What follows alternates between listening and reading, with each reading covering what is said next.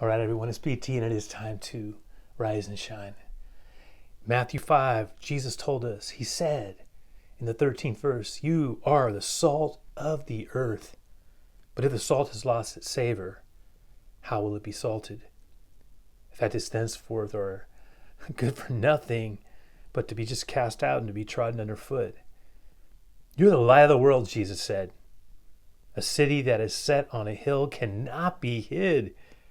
And neither do men light a candle and put it under a bushel, but they put it on a candlestick, and it gives light to all that are in the house." Here's our prayer for today to start our day. Oh God, our Creator and our Father, who has given us the gift of life, bless us this day as we go to the work which has been given for us to do. We give you thanks for our work and for health to do it. We thank you for the skill of hand, for accuracy of eye and mind and brain to earn a living, to do the work of a house, and yes, home.